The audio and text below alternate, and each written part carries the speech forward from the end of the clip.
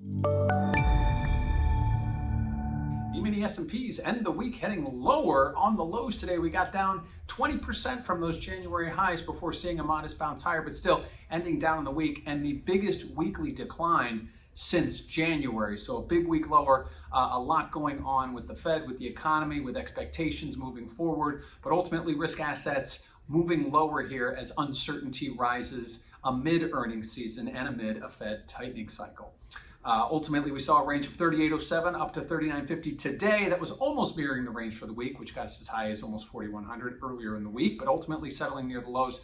Again, a big move lower today and this week for E-mini S&Ps. Now, what does this mean for volatility? Well, historically, volatility goes up as stocks go down, and that was the case, although we didn't see a big move higher in volatility. We did see the VIX index get up to north of 30, but it didn't quite reach those levels we saw back on May 2nd when we saw the VIX north of 36. We kind of hovered in that 30 level, and that's where we went out today on Friday. Lastly, what do we have next week? Well, we have a full week, not only of data with durable goods and some inflation data, we also get a bedrock of earnings reports coming from some of those consumer retail outlets.